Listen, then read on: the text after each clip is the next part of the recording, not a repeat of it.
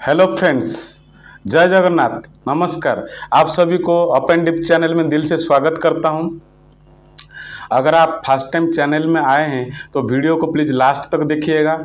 हमारा चैनल में अगर आपको वीडियो अच्छा लगा तो आप please like share and subscribe कीजिएगा। हमारा channel stock market classes in Hindi, stock market classes in Odia and fundamental analysis of quality stocks and daily market prediction provide करता है। चलो सेशन को स्टार्ट करते हैं। लास्ट क्लास में हमने क्या पढ़ा था? Financial intermediaries. फाइनेंशियल इंटरमीडियरीज क्या होता है? जो इश्यूअर और इन्वेस्टर को दोनों को जॉइंट करता है, ठीक है। और इन तीनों को जो जॉइंट करने के बाद इन तीनों को रेगुलेट कौन करता है? Market regulator. मार्केट रेगुलेटर के बारे में आपको समझने के लिए लास्ट वीडियो का आपको देखना पड़ेगा। What is market regulator, who is market regulator. चलो आज सेशन चालू करते हैं। तो आज सबसे पहले हमारा इंडिया में मार्केट सिक्योरिटी मार्केट का रेगुलेटर कौन कौन है। सबसे पहले security exchange board of India, next आता है रिजर्व बैंक ऑफ इंडिया, उसके बाद आता है मिनिस्ट्री ऑफ फाइनेंस, फिर आता है डिपार्टमेंट ऑफ इकोनॉमिक अफेयर्स, फिर मिनिस्ट्री ऑफ कॉरपोरेट अफेयर्स। ये सब मार्केट को रेगुलेट करते हैं डायरेक्टली एंड इनडायरेक्टली, ओके। उसके अलावा कुछ है जो मिनिस्ट्री ऑफ फाइनेंस के अंडर में, जैसे कि insurance regulatory development authority of India, pension fund regulatory authority of India, insolvency bank करप्सी code of India, insolvency bank करप्सी board of India IBBI, international financial service centre authority. ये सब directly और indirectly market को regulate करते हैं। इसके बारे में भी हम स्टेप बाय स्टेप पढ़ेगा। चैनल में मज़ा आएगा, बता रहा हूँ आपको, वीडियो लास्ट तक देखना है। सबसे पहले मार्केट रेगुलेटर में आ जाता है, हीरो कौन है? सबसे आ जाता है security exchange board of India. Security exchange board of India is constructed by Indian parliament act 1992, which is a regulatory body. हमारे इंडिया में बहुत सारे बॉडीज होते हैं, जैसे statutory bodies, quasi judicial bodies, autonomous bodies, ऐसे इन सब बॉडीज के अंदर एग्जीक्यूटिव बॉडीज, ऐसे रेगुलेटरी बॉडीज होता है जो रेगुलेट करता है। तो रेगुलेटरी बॉडीज में कौन आ गया? Security exchange board of India. और इसका काम क्या है, मेन पर्पज क्या है, मेन ऑब्जेक्टिव क्या है, पता करना है। Security exchange board of India का मेन ऑब्जेक्टिव है कि to facilitate and growth of the security market and protect the right of the investor. अर्थात अगर security exchange board of India जो भी इंडियन इकोनॉमी में जो मार्केट है, हमारा primary market and secondary market चल रहा है, उसको अच्छा से स्मूथली कंडक्ट करना, उसका जो प्रोसीजर है उसको सही से चलाना और उसको ग्रोथ करना, उसके साथ साथ इंडियन इकोनॉमी का ग्रोथ करना, प्लस उसके साथ जो इन्वेस्टर है, रिटेल इन्वेस्टर है, इंस्टीट्यूशनल इन्वेस्टर है, इनका क्या करना, इनका जो राइट्स है, अधिकार है, उसको प्रोटेक्ट करना, कहा कि कोई फ्रॉड ना हो जाए और वो सही से रेगुलेट हो और इंडियन मार्केट आगे बढ़े और इंडियन इकोनॉमी आगे बढ़े। ये है मेन पर्सपेक्टिव। मज़ा आया? नेक्स्ट हम चलते हैं इंट्रोडक्शन टू सेबी। ये हो गया इंट्रोडक्शन टू सेबी। उसके बाद function of security exchange board of India हम पढ़ेंगे। Security exchange board of India का आपको क्या लगता है, क्या करता है? मार्केट में बैठ के क्या करता है? अभी security exchange board of India का चीफ कौन है? माधवीपुरी बच मैडम। अभी रिसेंटली देखा होगा स्मॉल कैप और मिड कैप शेयर में एकदम से रैली हुआ था, लेकिन मैडम ने बोला कि कुछ गड़बड़ी चल रहा है। अचानक उस दिन 380 पॉइंट निफ्टी गिर गया। इसका मतलब है सब गलत चीज़ को रोकने के लिए security exchange board of India को बनाया गया है। स्कैम 1992 आपको पता है, हर्षद मेहता स्कैम। हर्षद मेहता स्कैम के बाद ही पार्लियामेंट में पास हुआ था ये बिल और सेबी एक्ट आया था, ठीक है। अभी हम पढ़ेंगे सेबी का मेन फंक्शन क्या है, सेबी का मेन रोल क्या है। SEBI is assigned for regulating and functioning of the stock exchange in India. जो इंडिया में नेशनल स्टॉक एक्सचेंज है, बॉम्बे स्टॉक एक्सचेंज है, और भी अदर स्टॉक एक्सचेंज है, मेट्रोपॉलिटन स्टॉक एक्सचेंज है, स्टेट में भी कई सारे स्टॉक एक्सचेंज है, ये सबको रेगुलेट कौन करता है, security exchange board of India. जो सिक्योरिटी कॉन्ट्रैक्ट रेगुलेशन एक्ट 1956 वो सेबी के अंडर एडमिनिस्ट्रेट होता है। और उसमें क्या लिखा गया है, इसमें ये लिखा गया है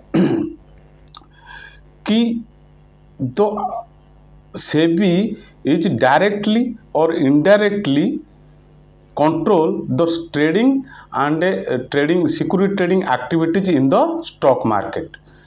सेबी जो है सिक्योरिटी कॉन्ट्रैक्ट एक्ट 1956 के अंदर ये लिखा गया है, सेबी डायरेक्टली और इनडायरेक्टली कंट्रोल करेगा जो सिक्योरिटी मार्केट में जितनी भी ट्रेडिंग होगा।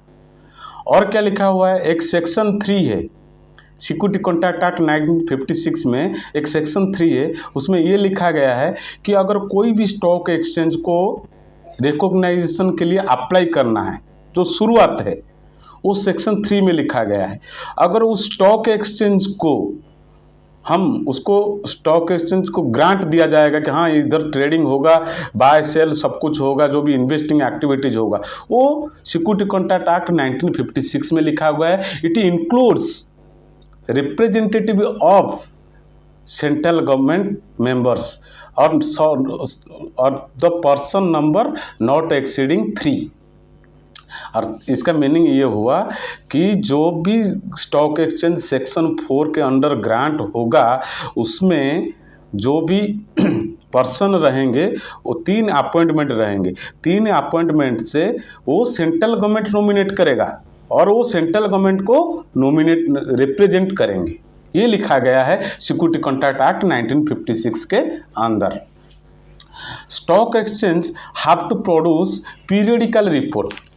पीरियडिकल रिपोर्ट जो है डेली पीरियडिकल रिपोर्ट भेजेंगे, पीरियडिकल रिपोर्ट, मान लो मंथली रिपोर्ट हो सकता है, क्वार्टरली हो सकता है, एनुअल रिपोर्ट हो सकता है।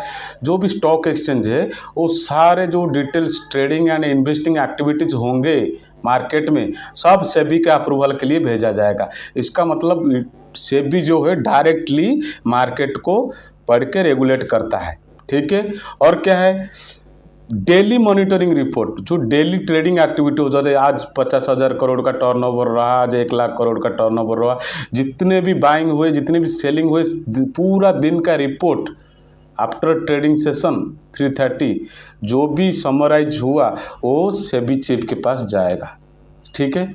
ये सेबी का फंक्शन है, समझ गए यहाँ तक।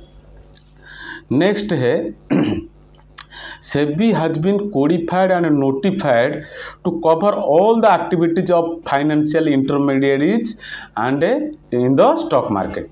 जो भी फाइनेंशियल इंटरमीडियरीज है, जो भी कॉन्स्टिट्यूएंट है मार्केट में, जितने भी इन्वॉल्वमेंट रहता है, सेबी संहिताबद्ध है रूल के हिसाब से, एंड उसको निर्देश दिया गया है सेबी को कि ये सब एक्टिविटीज को सेबी मॉनिटर करेगा। इसके लिए वो अलग अलग सेक्शन के लिए अलग अलग ऑफिसर अपॉइंट करता है और स्ट्रिक्टली मॉनिटर करता है। सेबी का और क्या क्या काम है, सेबी क्या करता है, जो 2 टाइप का मार्केट है हमारा कैपिटल मार्केट, एक प्राइमरी मार्केट, एक सेकेंडरी मार्केट। प्राइमरी मार्केट में क्या होता है, लिस्टिंग से पहले जो एरिया रह जाता है वो होता है प्राइमरी मार्केट, लिस्टिंग के बाद जो होता है वो होता है सेकेंडरी मार्केट, स्टॉक एक्सचेंज। आप समझ रहे हैं, जैसे स्टॉक एक्सचेंज में एक स्टॉक आया, स्टॉक आने से, लिस्टिंग होने से पहले जो था, कंपनी लिस्ट हुआ कंपनी एक्ट 2013 के अंदर, उसके बाद उसमें जो ट्रेडिंग एक्टिविटीज हुई उसमें जो रोल है सेबी का भी उसमें रोल रहता है प्राइमरी मार्केट में, समझ गए। अर्थात जो प्राइमरी मार्केट में भी गड़बड़ ना हो जाए उसके लिए सेबी रिकमेंड करता है। Eligibility norms and a rule to be followed for public issue of securities are prescribed under SEBI ICDR regulation 2008। ICDR का मतलब है issuance of capital and disclosure requirement। तो SEBI ICDR regulations lay down general condition for capital market issuance like public issuance, right issuance, qualified institutional placement, eligibility requirement। इसका meaning ये हुआ कि जो भी कोई भी सिक्योरिटी इशू होगा स्टार्टिंग से आएगा उसके लिए सेबी का पूरा अधिकार रहेगा, पब्लिक इशू के लिए, राइट्स इशू के लिए, क्योंकि सेबी का अप्रूवल का बिना कोई भी चीज़ नहीं हो सकता मार्केट में। और ये सब कहाँ लिखा गया है? ICDR regulation 2018, issuance of capital and disclosure requirement. ये एक लॉ है, उसमें लिखा गया है पब्लिक इशू होगा चाहे राइट्स इशू होगा। पब्लिक इशू जानते हैं आप? पब्लिक इशू मतलब जैसे IPO आया उसको बोलते हैं public issue, initial public offering. Rights issue क्या होता है? राइट्स इशू जब होता है एक कंपनी अपना जो लिस्टिंग हो चुका है और उस लिस्टिंग हो या ना हो, राइट्स इशू कैसे होता है? चाहे प्राइमरी मार्केट हो चाहे सेकेंडरी मार्केट हो, जो शेयर प्राइस मान लो 100 रुपीज़ चल रहा है, अगर वो 80 रुपया या 70 रुपया या 90 रुपया जो भी है डिस्काउंटेड प्राइस में एग्जिस्टिंग शेयर होल्डर को अगर शेयर इशू करता है तो उसको बोलते हैं राइट्स इशू। ओके।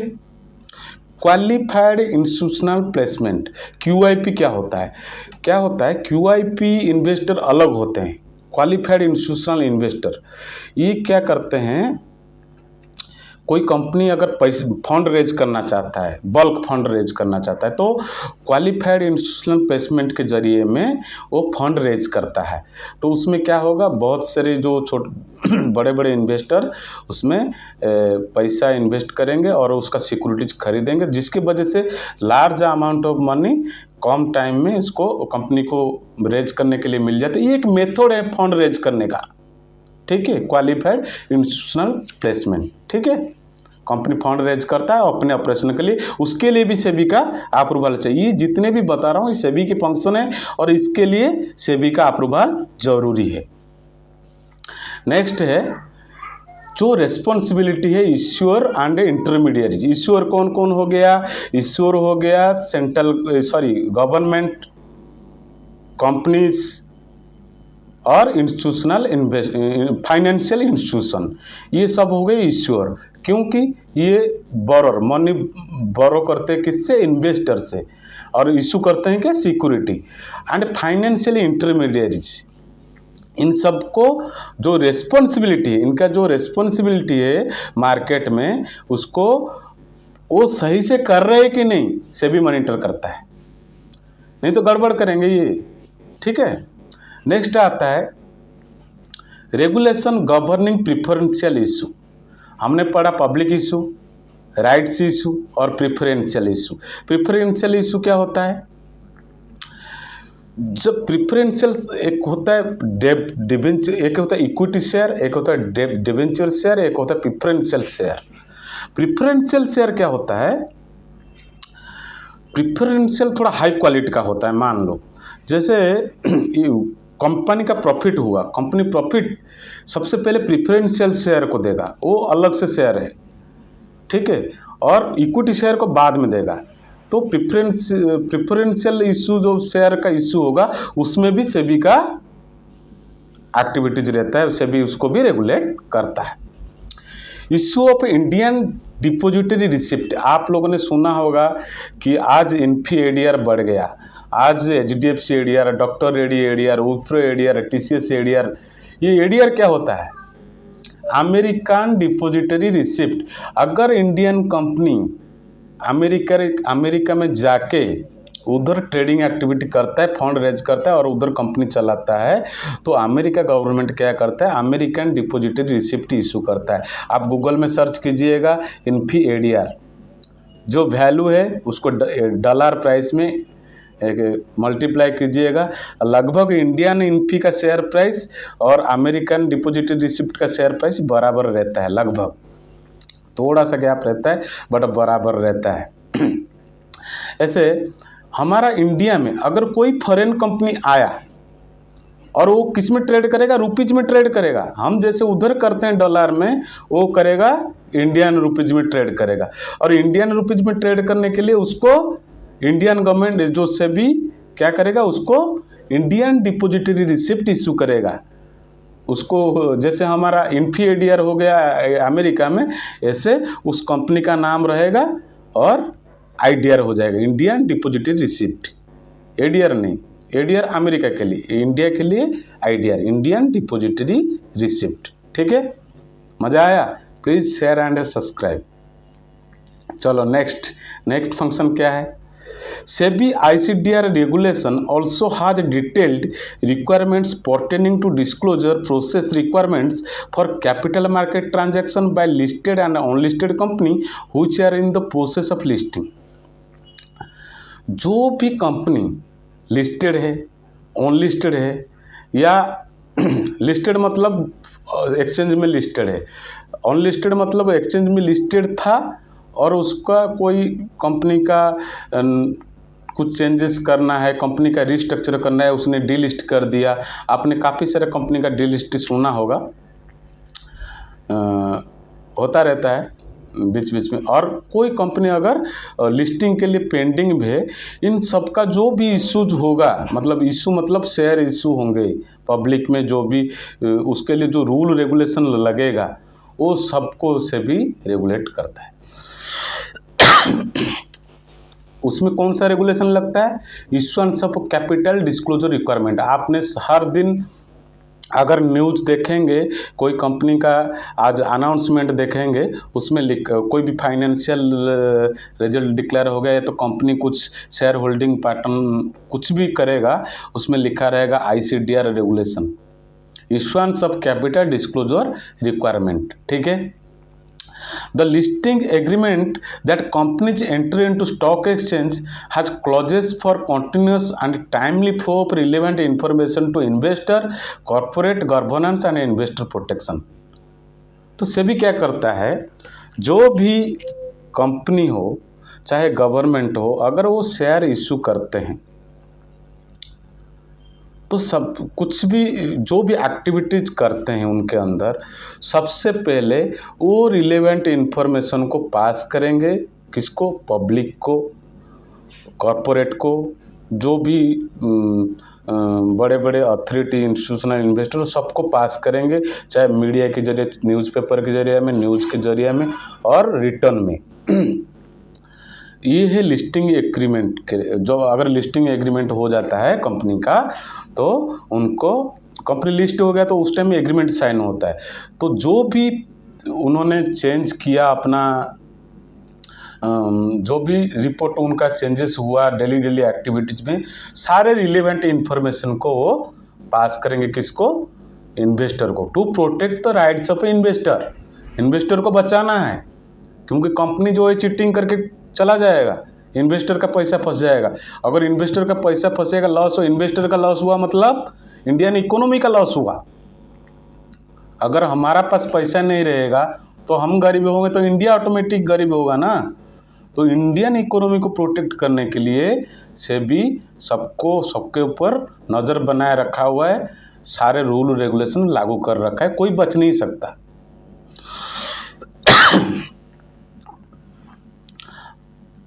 और कैसे भी फंक्शन करता है? As a part of its efforts to develop robust regulatory framework for डेब्ट securities, SEBI notified issue and listing of non convertible securities regulation 2021। ये नॉन कन्वर्टेबल सिक्योरिटी क्या होता है? जो कन्वर्टेबल सिक्योरिटी जो होता है वो इक्विटी में कन्वर्ट हो जाएगा, जो नॉन कन्वर्टेबल सिक्योरिटी है वो नहीं हो पाएगा। ये सब डेब्ट सिक्योरिटी होता है। कंपनी का जो डेब्ट है, वो मान लो कंपनी को पैसा उठाना है तो वो डेब्ट अर्थात तो लोन, अब लोन करेगा तो वो कैसे उठाएगा पैसा? तो अपना जो बॉन्ड इशू करेगा या डिपोजिटरी इश्यू करेगा। हमने जो पढ़ा था लास्ट स्टार्टिंग से देखेंगे तो प्रोमिजरी नोट है, बहुत सारा जो कॉर्पोरेट पैसा उठाता है, प्रोमिजरी नोट उसमें क्या होगा, कंपनी प्रॉमिसरी नोट जारी करेगा, इतना % में इंटरेस्ट दूंगा इतना दिन के लिए, तो उसमें पैसा उठाता है। तो जो भी सिक्योरिटी वो मार्केट में बेचेगा उसके लिए क्या है, सेबी का तो रेगुलेशन चाहिए ही चाहिए। लेकिन जो कन्वर्टेबल सिक्योरिटीज है वो इक्विटी में कन्वर्ट हो सकता है, अगर जो बायर है उसको कन्वर्टेबल इक्विटी शेयर में कन्वर्ट कर दे, लेकिन नॉन कन्वर्टेबल सिक्योरिटीज नहीं हो सकता। ये किस में आता है, नॉन कन्वर्टेबल सिक्योरिटी एक्ट 2021 के अंदर ये लिखा गया है, इसको सेबी रेगुलेट करता है। ठीक है, सेबी और क्या क्या करता है, सेबी रूटीन इंस्पेक्शन करता है financial intermediaries and all constituent,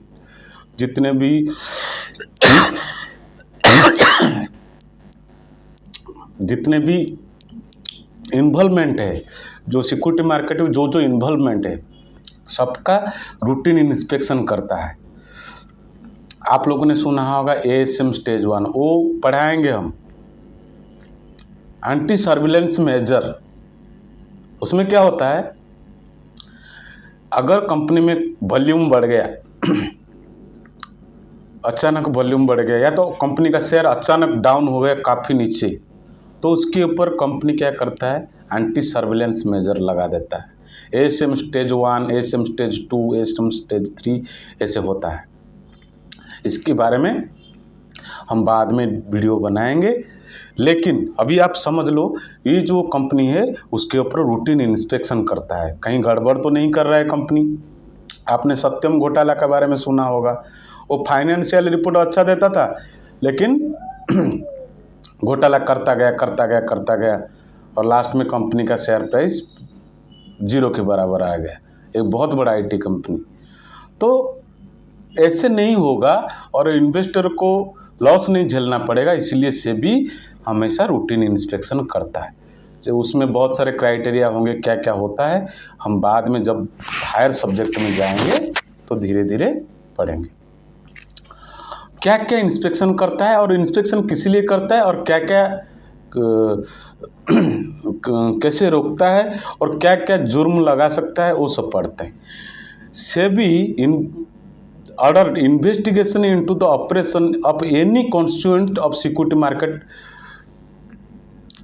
like price manipulation, artificial volume creation, insider trading, violation of takeover code or any other regulation, public issue related malpractice and unfair practice।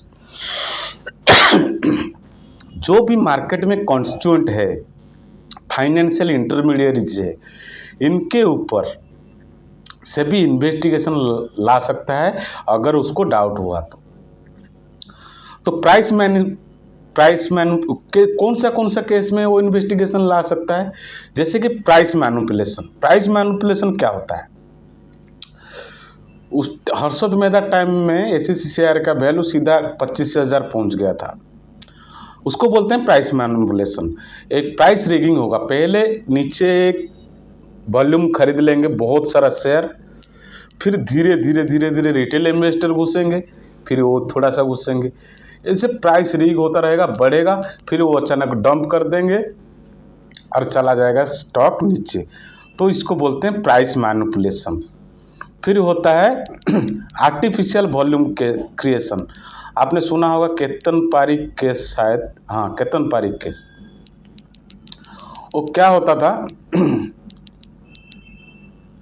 कि एक से मान लो हम 3 दोस्त हैं, हमारे पास तीनों के पास पैसा है, मैं 5,000 शेयर एक कंपनी का खरीदा 100 रुपये के भाव में, और उसी को खरीदा और 100 रुपये में दूसरों को बेच दिया। दोस्त को उसने खरीदा, फिर तीसरे को बेच दिया, तीसरे खरीदा, फिर मेरे को बेच दिया। तो ऐसे चलता रहा। तो उसमें क्या होगा, जो वॉल्यूम है, ट्रेडिंग वॉल्यूम है, वो बढ़ता जाएगा, और जैसे वॉल्यूम बढ़ेगा तो इन्वेस्टर अट्रैक्ट होगा उधर कि वॉल्यूम बढ़ रहा है, मतलब बहुत सारे इन्वेस्टर बाइंग मोड में हैं और ये लोग पहले से खरीद के रखेंगे और ऊपर डंप करके निकल लेंगे। इसको बोलते हैं artificial volume creation. Insider trading, आपने मूवी देखा होगा स्कैम 92, ये बिग बुल। इनसाइडर ट्रेडिंग कैसे करता था हर्षद मेहता, जाता था प्रीमियर ऑटो का वो जो प्रोडक्शन जो मैनेजर है, जो एम्प्लॉय का जो संगठन है, उसको जाके प्रेसिडेंट को बोलता था कि जब भी प्रोडक्शन होगा तो मुझे बता देना,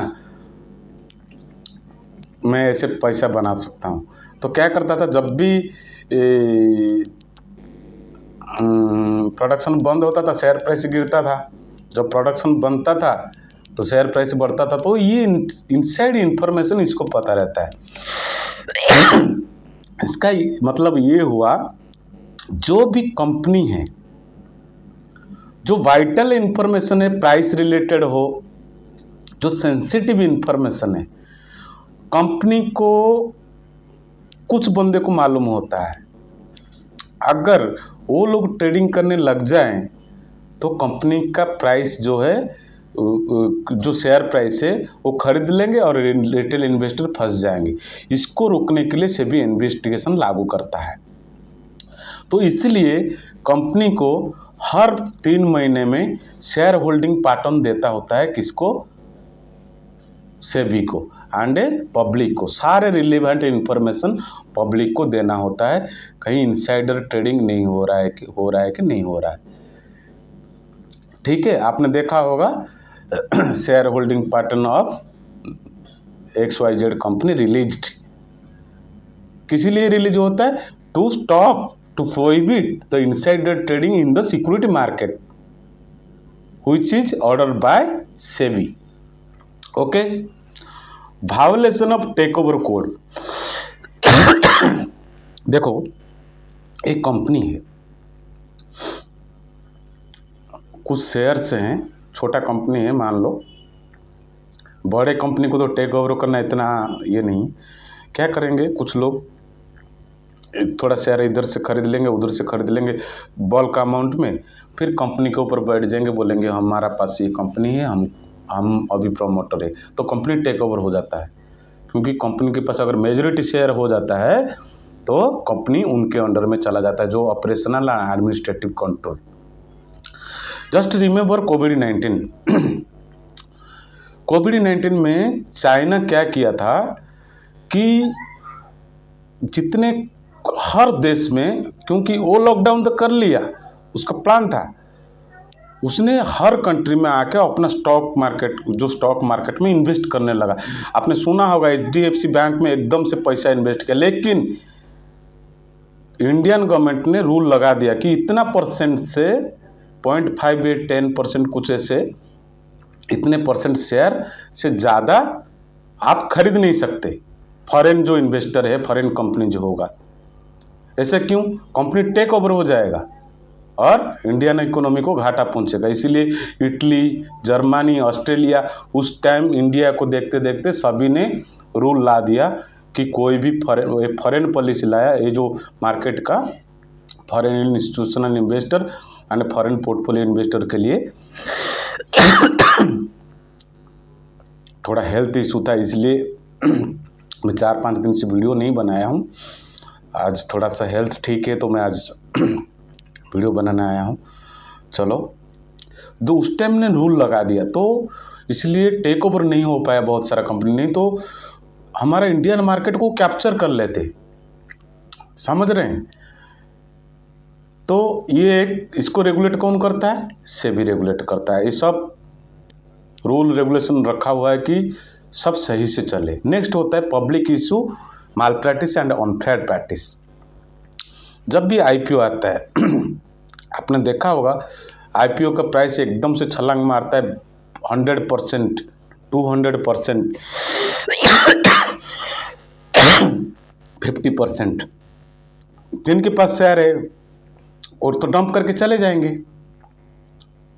जैसे मान लो एक कंपनी को, एक इंस्टीट्यूशनल इन्वेस्टर को इशू हो गया 5 लाख 10 लाख शेयर इशू हो गया, और IPO के दिन वो बिक देगा, सारा प्रॉफिट ले लेगा, सेल कर देगा सारा। जो रिटेल इन्वेस्टर है, जिन्होंने बिलीव रखा है कि हाँ ये कंपनी ग्रोथ करेगा, उनका शेयर सब नीचे चला जाएगा। तो इस टाइप का माल प्रैक्टिस को रोकने के लिए, अनफेयर प्रैक्टिस को रोकने के लिए सेबी नज़र बनाए रखा हुआ है, और सेबी रेगुलेट करता है। वॉल्यूम, शेयर इशू किस किस को किया, सारा रिपोर्ट पढ़ता है और रेगुलेट करता है। इसलिए 1992 के बाद मार्केट काफ़ी इलेक्ट्रॉनिकली सिंप्लीफाइड हो गया है। ठीक है, अब तो मार्केट में हमने कुछ शुरू ही नहीं किया है। हम जब पूरा मार्केट में आएंगे ना, तब आपको मैं तो बता रहा हूँ मार्केट में अगर आगे बढ़ना है, पेन झेलना होगा, पेन, और आपके अंदर वो आग लगानी होगी, पढ़ने की जुनून होना चाहिए, तब जाकर आप आगे बढ़ेंगे, नहीं तो नहीं बढ़ सकते। देखो, लर्न यर्न, एल को हटा दो, यर्न आ जाएगा। पहले लर्निंग होगा, फिर यर्निंग होगा, नहीं तो यर्निंग होगा ही नहीं। अब देखो, हम बचपन में क्या करते थे, बस पढ़ाई करो पढ़ाई करो, घर में पढ़ाया, फिर ग्रेजुएशन किया, फिर इंटरव्यू दिया, फिर एग्ज़ाम एंट्रेंस दिया, जॉब लग गया। बस कुछ ऐसे होना चाहिए, नॉलेज गेन करते रहो। डॉक्टर APJ अब्दुल कलाम साहब ने बोला है, पढ़ाई का कोई उम्र नहीं होती, पढ़ते रहो, जब तक तुम्हारा जान है तब तक पढ़ते रहो और आगे बढ़ते रहो। जिंदगी में अगर आपने ये मोटिव रख लिया, आपको इस दुनिया में कोई हरा ही नहीं सकता। अपने अंदर सेटिस्फेक्शन लो कि मुझे सीखना है, मुझे पढ़ना है। चलो टॉपिक में आते हैं, बहुत ज़्यादा बोल दिया मैं। सेबी का एक सर्विलेंस मैकेनिज्म है। सेबी का सर्विलेंस मैकेनिज्म क्या है? सेबी एक अफसर को अपॉइंट करता है, जो जगह पे गलत हो सकता है उस जगह पे अफसर को सर्विलेंस के लिए ये करता है, डिप्यूट करता है। कहाँ कहाँ? Financial intermediaries, clearing agent, trading agent, हर जगह, depository, register and transfer agent, जो फाइनेंशियल इंटरमीडियरीज है, उधर घोटाला हो सकता है, उस जगह पे एक कंप्लेंट्स अफसर रखता है, ताकि ये सब गड़बड़ ना हो। रजिस्टर एंड ट्रांसफर एजेंट, अगर आपको समझ में नहीं आ रहा है, लास्ट वीडियो देखिएगा, क्योंकि वीडियो बनाने में बहुत कष्ट होता है एक एक चीज़ को समझने के लिए। क्लियरिंग एजेंट क्या है? क्लियरिंग एजेंट कैसे सेटलमेंट करता है? जैसे सिक्योरिटी खरीदा, बायर को अपना डिलीवरी दे दिया, सेलर को अपना सेटलमेंट करके पैसा दे दिया, ये होता है clearing agent. Trading agent, trading member का क्या काम होता है? जो भी ट्रेड हुआ, बाय सेल हुआ, उसका ट्रेड का सेटलमेंट करना। रजिस्टर एंड ट्रांसफर एजेंट का क्या काम हुआ? जो भी पब्लिक इशू होगा, राइट्स इशू होगा, जो शेयर्स इशू होंगे, इन्वेस्टर से पैसा लेगा, इश्यूअर को इश्यूअर से सिक्योरिटी लेगा, इन्वेस्टर को देगा, इन्वेस्टर से पैसा लेगा, बैंक के थ्रू कंपनी के अकाउंट में और इश्यूअर के अकाउंट में ट्रांसफ़र कर देगा। ये सब चीज़ में घोटाला ना हो, सेबी एक कंप्लेंस अफसर को अपॉइंट करता है। That is the surveillance mechanism of security exchange board of India. ठीक है, नेक्स्ट। सेबी का और क्या क्या पावर है? सेबी किसी को भी बुला सकता है, उसको समन कर सकता है, उसके ऊपर इन्वेस्टिगेशन लागू कर सकता है, उसके ऊपर क्रिमिनल कोड लागू कर सकता है अगर कोई गलत हुआ हो। सर्च ऑपरेशन, सीजर सब कर सकता है, उसके पास फुल पावर है। सर्च कर सकता है, सीज कर सकता है, सारे डॉक्यूमेंट एंड बैंक को फ्रीज कर सकता है। जो वहाँ पे गलत हुआ है वहाँ से भी ये सब काम कर सकता है। ठीक है, ये भी एक सेबी का फंक्शन है, पावरफुल फंक्शन है ये, क्योंकि अगर ऐसे से मार्केट को रेगुलेट नहीं करेगा तो इंडिया में घोटाला बढ़ता रहेगा। ऐसे जैसे नीरव मोदी, विजय माल्या जैसे भाग गए चोर की तरह, तो ऐसे भागने नहीं देता सेबी चार्ज करता है और रेगुलेट करता है। ठीक है, देखो इकोनॉमी में कहीं पे छोटा मोटा गलती तो होगा ही, क्योंकि जो गलत करने वाला बंदा ना, वो कहीं ना कहीं एक लूप होल निकाल देता है, फिर उसको हमारा गवर्नमेंट फिर ठीक कर देता है। आपका लाइफ में कभी भी गलत हुआ फिर आपने ठीक किया ना, ऐसे हर जगह होता है। इसका मतलब इसको लेके आप डर मत जाओ। 2008 में मार्केट क्रैश हुआ था, मार्केट बूम हुआ। 2020 में मार्केट क्रैश हुआ था, मार्केट बूम हुआ। हुआ कि नहीं हुआ? तो इंडियन इकोनॉमी जो है वो हमेशा ऊपर जाएगा और आदमी मरने के बाद भी ऊपर जाएगा। तो हमेशा patience, knowledge, skilled experience and your fund management and financial knowledge, it helps always you in your financial stability. Okay, health काफ़ी डाउन हो रहा है, फिर चलते हैं नेक्स्ट। हम पढ़ाएंगे, मेरा पूरा वादा है। मैं थोड़ा फीवर हो गया था बट ठीक हूँ। अच्छा, और क्या कर सकते हैं? ऐसे भी जो भी वायोलेट करेंगे ऐसे चीज़ में, उनके ऊपर मॉनिटरी पेनल्टीज लगा सकता है। आपने सुना होगा ये स्मॉल फाइनेंस बैंक, SBI के ऊपर, HDFC के ऊपर, बहुत सारे बैंकों के ऊपर RBI पेनल्टीज लगाता है, सेबी भी पेनल्टीज लगाता है। आप डेली सुना होगा, न्यूज़ अगर देखते हैं, ये मॉनिटरी पेनल्टी लगा सकता है। और कोई बंदा अगर गलती किया, जैसे येस बैंक में घोटाला हुआ, उनको जेल हो गया, CEO को जेल हुआ। तो बहुत सारे जहाँ पे फ्रॉड टाइप का एक्टिविटी होगा, सेबी उधर छोड़ता नहीं है, उनके ऊपर क्रिमिनल प्रोसीजर लगाता है और मॉनिटरी फाइन भी करता है। ये सब उनके पास पावर है। कोई भी अगर ट्रांजैक्शन गलत हुआ, अगर ट्रेडिंग में कुछ फ्रॉड ट्रांजैक्शन हुआ, वो सेबी को पता लगा, तो वो ट्रांजैक्शन को सेबी पूरा कैंसिल कर देता है। जैसे बायर को बायर पैसा दे देगा, सेलर को सेलर पैसा देगा, किसी का कोई लॉस नहीं होगा, वो ट्रांजैक्शन इज कैंसल्ड। ऐसे भी सेबी कर सकता है, ठीक है। और सेबी अगर नहीं रहेगा ना, मार्केट में बहुत गलत होगा। सेबी है तभी मार्केट है, ठीक है। और भी जो भी मार्केट रेगुलेटर्स हैं वो भी आएंगे, धीरे धीरे उनका भी फंक्शन पड़ेंगे। सेबी में और सेबी एक्ट में और क्या क्या लिखा हुआ है? इनसाइडर ट्रेडिंग को रोकना। इनसाइडर ट्रेडिंग जो है, अगर सेंसिटिव इंफॉर्मेशन जो कंपनी के कुछ लोगों के पास, CEO के पास रहता है, CFO के पास रहता है, चीफ फाइनेंशियल ऑफिसर, ये जितने टर्म्स हैं ना, मैं बता रहा हूँ, ये टर्म्स मेरा शॉर्ट्स देखिएगा, मैं शॉर्ट्स भी बना रहा हूँ। अब शॉर्ट्स में आपको समझ में आएगा काफ़ी सारे टर्म्स, मैं सबका ग्लोसरी बनाऊँगा धीरे धीरे। मैं अभी चैनल स्टार्ट किया है, जैसे बढ़ता जाएगा 1 साल के अंदर मैं आपको बता रहा हूँ, स्टॉक मार्केट में मैं आपको मास्टर बना के रखूँगा, ठीक है। ऐसा एनालिसिस दूंगा कि मैं कि जो फाइनेंशियल नॉलेज है, मैं प्रॉमिस करता हूँ सबको मैं स्ट्रॉन्ग बनाऊंगा फाइनेंशियली। गलत काम नहीं बताना है, हमेशा सही रास्ते में चलना है। चलो, जो इनसाइडर ट्रेडिंग है, इनसाइडर ट्रेडिंग में क्या है, वाइटल इन्फॉर्मेशन किसके पास रहता है? कंपनी के कुछ मेंबर्स के पास रहता है। अगर वो लोग शेयर कर देंगे तो कंपनी में घोटाला हो जाएगा। तो सेबी उसके ऊपर रूल लागू करके रखा है कि जो भी शेयर होल्डिंग पैटर्न होगा वो क्वार्टरली जमा करना पड़ेगा, किसके पास? पब्लिकली एंड रिटर्न में सेबी को देना पड़ता है और पब्लिकली डिस्क्लोज करना पड़ता है, ठीक है। उसके लिए हर कंपनी को एक नया कोड ऑफ कंडक्ट बनाना पड़ता है। कंपनी जो है अपना कंपनी कोड ऑफ कंडक्ट में बनाता है कि इनसाइडर ट्रेडिंग नहीं करेंगे हम, और जो भी इंफॉर्मेशन इन्हीं अफसर के पास रहेगा, ये जो एम्प्लॉई इन्हीं के पास रहेगा, अगर लीक होगा तो यही पकड़े जाएंगे। तो इनसाइडर ट्रेडिंग नहीं होता। अगर होता भी है छोटे मोटे कंपनी में, वो पकड़ा जाता है, क्योंकि सेबी के नज़र से कोई नहीं बच सकता।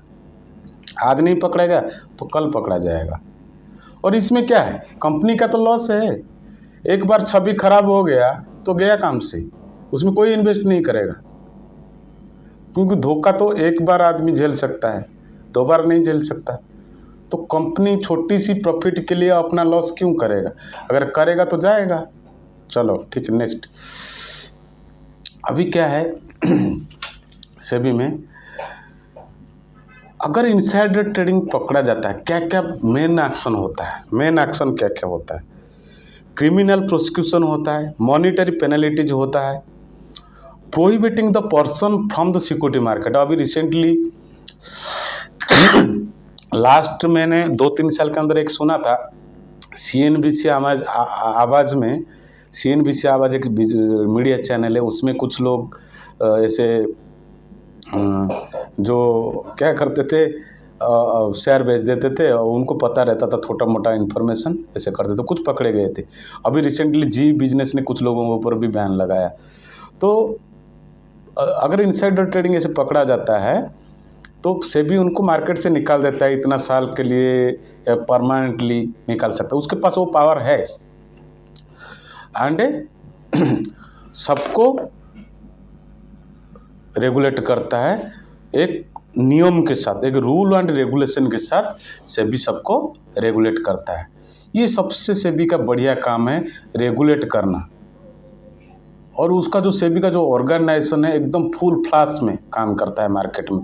आपने डेली देखा होगा, इतने लाख करोड़ का ट्रांजैक्शन होता है। हमारा इंडिया 5 ट्रिलियन इकोनॉमी को छूने वाला है, इतना ट्रांजैक्शन होता है, एकदम क्लियर होता है सेबी की वजह से, क्लियर, एकदम क्लियर। ठीक है, नेक्स्ट हम पढ़ेंगे reserve bank of India, the another regulator. Next regulator क्या है? अभी security exchange board of India, reserve bank of India, इसका तो सबसे मेन रोल रहता है। Reserve bank of India regulate the money market and foreign exchange market segment.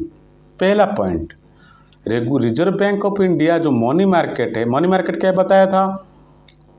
Money market में short term fund requirement के लिए अगर एक एंटिटी दूसरे एंटिटी से उधार लेता है, जैसे एक बैंक दूसरे से उधार लेगा शॉर्ट टर्म के लिए, ये मनी मार्केट इंस्ट्रूमेंट में हमें पढ़ा था। अगर आपको समझ में नहीं आ रहा, आप लास्ट वीडियो देखिएगा, शुरू से आपको समझ में आ जाएगा। मनी मार्केट के ऊपर हमने एक वीडियो बनाया है।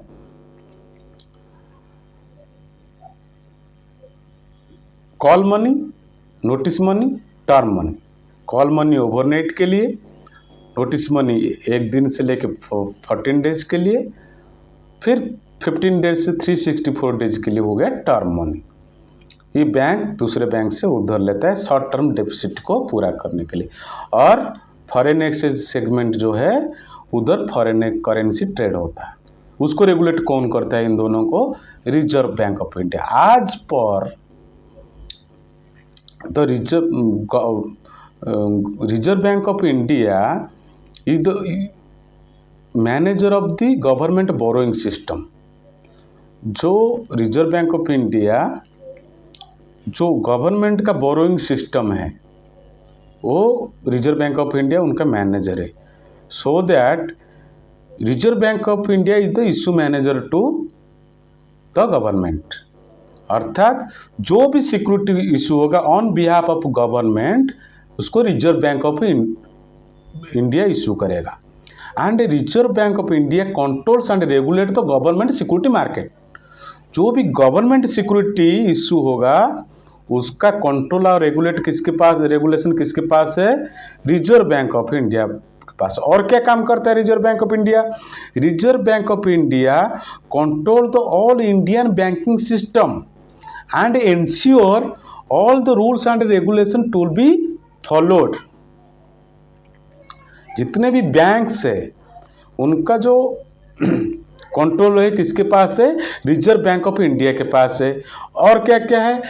वो जो प्रूडेंशियल नॉर्म्स होते हैं, रूल्स एंड रेगुलेशंस होते हैं, वो स्ट्रिक्टली फॉलो किया जाए, वो reserve bank of India ensure करता है। So that it is called the market regulator. It control all the banking system. ठीक है। And reserve bank of India issue Reserve Bank of India issue policies like monetary policy, forex policy and a credit policy which is impact in the security market.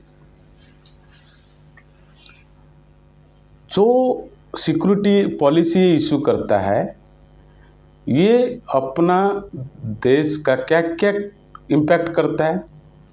जो monetary policy आता है, credit policy आता है, forex policy आता है, ये क्या manage करता है, इन्फ्लुएंस करता है? Supply of money and a credit to in the system. जो मनी सप्लाई करना है, बाहर को सप्लाई करना है मार्केट को, एंड रिजर्व बैंक को जो पैसा आएगा इसको मॉनिटर करता है एंड रेगुलेट करता है, and which in turn impact on interest rate and the borrowing cost of the bank issuer and other issuer in डेब्ट सिक्योरिटीज।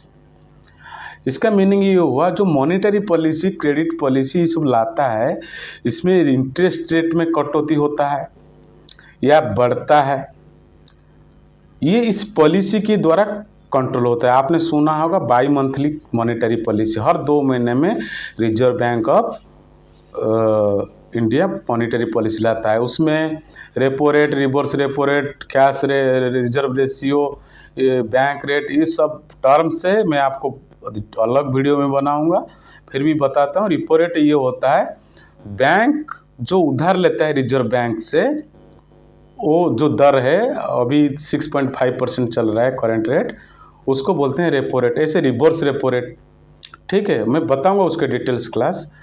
तो ये मैकेनिज्म काम कैसे करता है?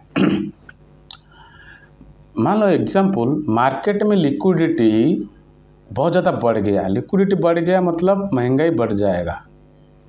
अब उसको ऑब्जर्व करने के लिए सिक्योरिटी बेचना चालू कर देगा रिजर्व बैंक ऑफ इंडिया, और सिक्योरिटी बेचेगा तो मनी क्या होगा, ऑब्जर्व हो जाएगा, तो इकोनॉमी इज स्टेबल। अगर लिक्विडिटी कम हो गया तो रिजर्व बैंक ऑफ इंडिया क्या करेगा, inject the money in the market, तो इकोनॉमी इज स्टेबल। उसका मेन फंडा है इकोनॉमी को स्टेबल रखना, इंजेक्ट द मनी और ऑब्जर्व द मनी। ये सब मैनेज करने के लिए उसके पास बहुत सारे इंस्ट्रूमेंट है, उसके बारे में भी पढ़ेंगे। जैसे एक सिंपल एग्जांपल मैं बता देता हूँ, repo rate. Repo rate bank उधार लेता है, तो अगर उस दर को घटा देगा तो बैंक ज़्यादा उधार ले पाएगा और ज़्यादा बिजनेस कर पाएगा, तो इंजेक्ट द मनी हो गए, समझ गए। इस टाइप का बहुत सारे इंस्ट्रूमेंट है बैंकिंग सिस्टम में, इंडियन बैंकिंग सिस्टम में। जब हम पढ़ेंगे उसका क्लास में अलग से लूँगा, जब बैंकिंग सिस्टम में आएंगे पूरा डिटेल्स में उसके ऊपर पढ़ेंगे। तो रिजर्व बैंक ऑफ इंडिया का पूरा मार्केट के ऊपर डायरेक्टली और इनडायरेक्टली कैसे फाइनेंस सेक्टर में कैसे उसका इम्पैक्ट रहा, आपको समझ में आया होगा। जनरली आपने सुना होगा कि कोई भी बैंक के ऊपर फाइन लगाता है रिजर्व बैंक। क्यों? अगर कोई भी गलती करते हैं तो रिजर्व बैंक उसके ऊपर मॉनेटरी पेनल्टीज लगाता है, ठीक है। नेक्स्ट हम आएंगे रिजर्व बैंक के बाद ministry of corporate affairs. Ministry of corporate affairs का भी हेड कौन है? Finance minister Nirmala Sitharaman ma'am, ये है हमारा head of ministry of corporate affairs. Ministry of corporate affairs regulate the Indian corporate sector. जो भी कॉरपोरेट सेक्टर है उसको रेगुलेट करता है। ये कॉरपोरेट सेक्टर प्राइमरीली किस लॉ के अंडर में आता है? Indian companies act 2013 and 1956 which control all the rule and regulation of corporate sector। And और क्या करता है? जो भी कंपनी नया सेटिंग अप होगा, उसका ऑडिट होगा, उसका कंट्रोल होगा, वो सब कंपनी एक्ट के अंडर आता है, and company act ministry of corporate affairs के अंडर आता है, ठीक है। और क्या क्या है? जो issuance of securities to the public, जो भी पब्लिक इशू होगा सिक्योरिटीज का, वो भी इंडियन कंपनीज एक्ट 2013 के अंडर आता है। ये हो गया मिनिस्ट्री ऑफ कॉरपोरेट अफेयर्स का काम। नेक्स्ट आते हैं ministry of finance. Finance ministry जानते हैं आप, वो भी निर्मला सीतारमण जी मैम के अंडर आता है। तो ministry of finance through it's department of financial service which regulates and oversee the Indian banking system and insurance sector and pension sector। इसका मीनिंग ये हुआ, जो मिनिस्ट्री ऑफ फाइनेंस है, फाइनेंस मिनिस्ट्री, उनका हेड कौन है? निर्मला सीतारमण जी मैम। उनके under में आता है डिपार्टमेंट ऑफ फाइनेंशियल सर्विस। वो क्या करता है? लुक आफ्टर करता है अपना इंडियन बैंकिंग सिस्टम को टोटल लुक आफ्टर करते हैं, इंश्योरेंस सेक्टर को लुक आफ्टर करते हैं, प्लस पेंशन सेक्टर को लुक आफ्टर करते हैं। ठीक है। The department of economic affairs also under the finance ministry which regulate the capital markets and it's participant. अगर आपको कैपिटल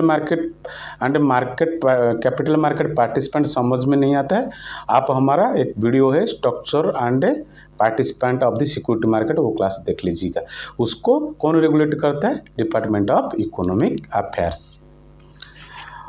और क्या करता है मिनिस्ट्री ऑफ फाइनेंस? ये नया नया रिफॉर्म्स लाता है, उसको डिस्कशन करता है पार्लियामेंट में, और डिपार्टमेंट में फाइनेंस मिनिस्ट्री में डिस्कशन होता है, और उस लॉ को इम्प्लीमेंट करता है जो देश के हित में हो। ठीक है। ये फाइनेंशियल मिनिस्ट्री का काम है। उसके अंडर में बैंकिंग सिस्टम आता है, बैंकिंग सिस्टम में रिजर्व बैंक ऑफ इंडिया आ जाता है, मिनिस्ट्री ऑफ फाइनेंस भी आ जाता है, ये रेगुलेट करते हैं। अब हम पढ़ेंगे एक रेगुलेटर का नाम है insurance regulatory development authority of India. जो इंश्योरेंस सेक्टर को रेगुलेटर कौन है? Insurance regulatory development authority of India which is a autonomous statutory body and set up under the act insurance regulatory development authority India act 1999। इसी act के अंदर IRDAI बनाया गया था। इसका मेन एम क्या है? मेन एम है to promote the insurance business and insure the interest of the policy holder. जो पॉलिसी होल्डर है उनका इंटरेस्ट को सेफगार्ड करना, प्लस इंश्योरेंस बिजनेस को प्रमोट करना और ग्रोथ करना, सही तरीके से रेगुलेट करना IRDAI का काम है। और क्या करता है इसका? और क्या है? इंश्योरेंस सेक्टर जो IRDAI का एक काम है, जो भी नया इंश्योरेंस सेक्टर में जो बिजनेस आएगा, जो एंटिटी आएगा, उसको रजिस्टर करना, न्यू पार्टिसिपेंट को रजिस्टर करना, और जो पुराना पार्टिसिपेंट है उनको अगर उन्होंने कुछ गलती किया तो उनको सस्पेंशन करना या कैंसिल करना उनका लाइसेंस। IRDAI के पास ये पावर रहता है। समझ गए? नया पार्टिसिपेंट को रजिस्टर कर सकता है और पुराना पार्टिसिपेंट को ये डी रजिस्टर या कैंसिल या सस्पेंशन कर सकता है, इसके पास ये पावर है। और क्या इसका मेन फंक्शन क्या है? इसका मेन फंक्शन है ये इंश्योरेंस बिजनेस को, जो इंश्योरेंस बिजनेस में जो एम्प्लॉइज है, जो इंटरमीडियरीज है और जो एजेंट्स हैं, इंश्योरेंस इंटरमीडियरी इंश्योरेंस एजेंट्स है, इनको सही तरीके से ट्रेनिंग मिल रहा है कि नहीं, इनका ऑर्गेनाइजेशन सही है कि नहीं, इंस्पेक्शन करता है। और इस एंड जो इंश्योरेंस बिजनेस का वेरियस एस्पेक्ट्स है उसको रेगुलेट करता है। कौन? Insurance regulatory development authority of India. ये इंश्योरेंस सेक्टर को रेगुलेट करता है। ये भी एक मार्केट रेगुलेटर है। Insurance is not a security, मैंने पढ़ाया था, इंश्योरेंस सिक्योरिटी नहीं है। Insurance is a contract, insurance is not a security. ठीक है। बट जब ये मार्केट में है तो मार्केट रेगुलेटर का इसके ऊपर काम करता है, क्योंकि ये इंश्योरेंस बिजनेस का जो शेयर्स है, जो कंपनी का शेयर्स है, ये मार्केट में रजिस्टर्ड है स्टॉक एक्सचेंज में। ठीक है। नेक्स्ट आएंगे हम pension fund regulatory development authority of pension fund regulatory development authority of India is the regulator of pension fund which is established under PFRDA Act 2013। ये pension fund regulatory development authority act 2013 के अंदर लाया गया था। इसका main aim है to protect the old age security, old age income security by establishing, developing and regulating the pension fund and protect the pension fund subscribers. Meaning ये हुआ कि जो PFRDA एक्ट ये क्या करता है, जो ओल्ड एज इनकम सिक्योरिटी है उसको प्रोटेक्ट करता है, और जो उस फंड का सब्सक्राइबर है, जो जो जिन्होंने इंटरेस्ट रखते हैं पेंशन फंड में इन्वेस्ट करने के लिए, उसको भी ये प्रोटेक्ट करता है। और क्या करता है PFRDA also control the national payment system. National payment system क्या है? नेशनल पेमेंट सिस्टम 2003 में लाया गया था। Now it is controlled by the PFRDA act 2013 under ministry of department of financial service of ministry of finance. Okay. और क्या करता है PFRDA? It regulate the insurance intermediaries and create mechanism to protecting the subscriber of pension fund।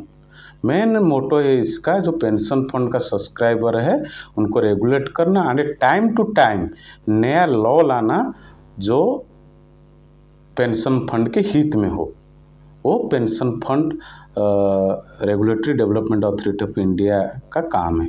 और ये जो pension fund है वो भी सिक्योरिटी मार्केट में रहता है, तो ये PFRDA एक मार्केट रेगुलेटर है।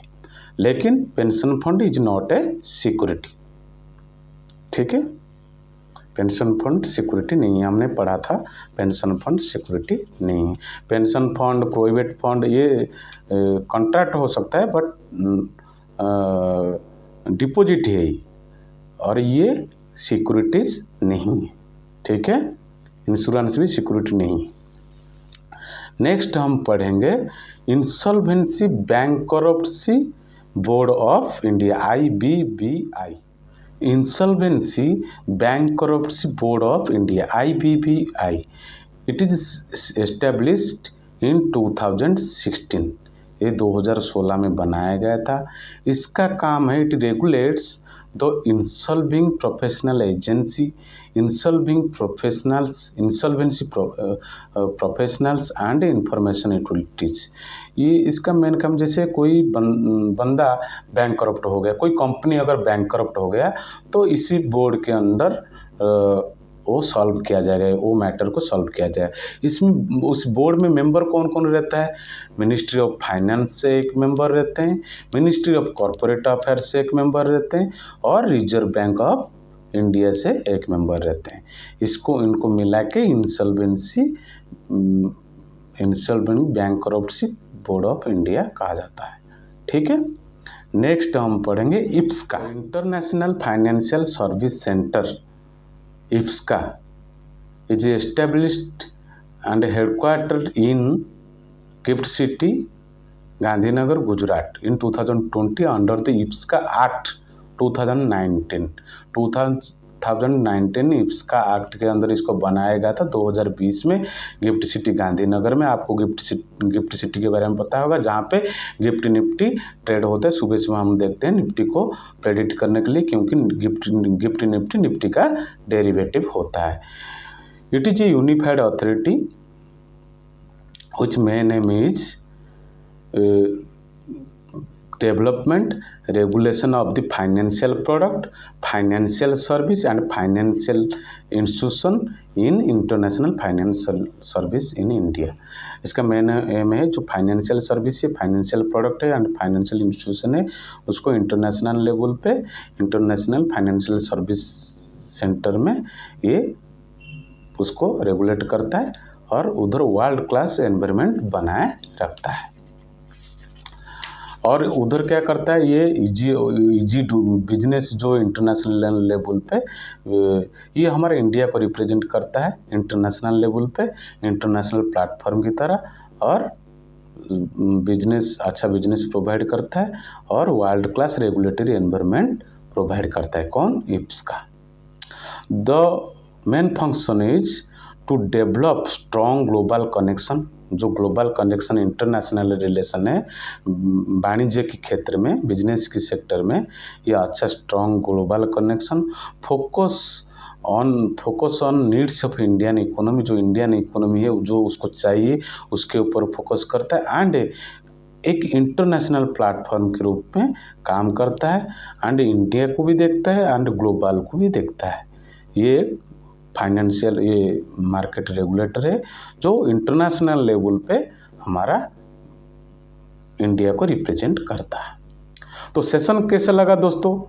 प्लीज़ आप अगर अच्छा लगा है, मेहनत बहुत लगता है वीडियो में, तो आप प्लीज़ लाइक और सब्सक्राइब और शेयर कीजिएगा। बहुत बहुत धन्यवाद। जय जगन्नाथ, जय हिंद। फिर मिलेंगे नेक्स्ट क्लास में।